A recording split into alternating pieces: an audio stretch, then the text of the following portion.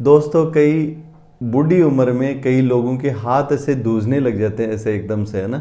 ऐसे हाथ करते हैं, जैसे कोई आंख में दवाई डालना होता है तो ऐसे हाथ दूझता है, सुई में धागा डालना हो तो ऐसे दूझता है। एक समस्या होती है, उसको पार्किंसोनिज्म बोलते हैं।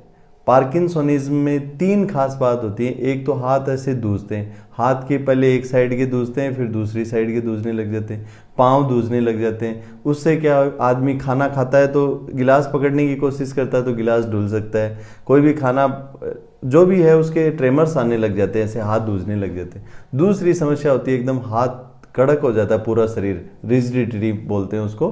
तो कड़क पूरे शरीर, जैसे आगे झुक गया, चालने में या तो अपनी चाल है वो शुरू नहीं कर सकता, करता है तो रुकता नहीं है। एकदम फ्रीजिंग हो जाती है। फ्रीजिंग का मतलब है एकदम से चल रहा है, चलता चलता एकदम स्टॉप हो गया। किसकी वजह से? रिजिडिटी की वजह से और हाइपोकाइनेसिया। मतलब तीन बात हो गई, एक तो हाथ दूझने लगे, पूरा शरीर कड़क हो गया, और एक बहुत ही उसकी मोमेंट्स कम हो गई। इस समस्या को पार्किंसोनिज्म बोलते हैं। दोस्तों, अपने दिमाग में एक डोपामिन नाम का रसायन होता है, दिमाग में केमिकल लोचा होने की वजह से ये समस्या होती है। इस इन तीनों जो चीज़ें होती हैं ना, इसकी वजह से इस समस्या को पार्किंसोनिज्म बोलते हैं। बहुत सारे लोग देखे होंगे, उनकी इसकी वजह से फिर आवाज़ में फ़र्क आ जाता है। उनकी जो आवाज़ कोई फ़ोन पे दूसरा नहीं पहचान पाता।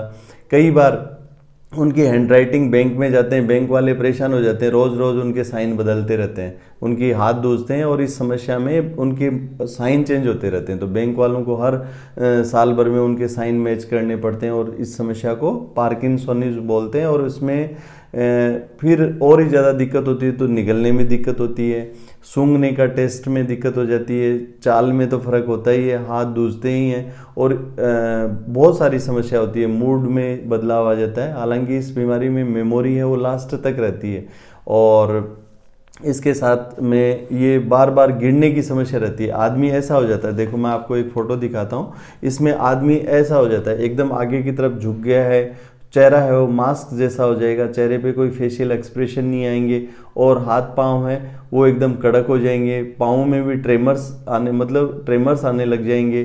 तो इस समस्या को पार्किंसोनिज्म बोलते हैं, जो 40-50 साल की उम्र के बाद में बहुत सारे ओल्ड एज में बहुत कॉमन है। कादर खान साहब थे, उनको थी, बहुत सारी बॉलीवुड की सेलिब्रिटीज़ हैं उनको थी। अपने देश में 6 लाख लोग ऐसे हैं लगभग जो इस बीमारी से पीड़ित हैं। तो ओल्ड एज में बहुत सारे लोगों को पार्किंसोनिज्म हो जाती है। धन्यवाद।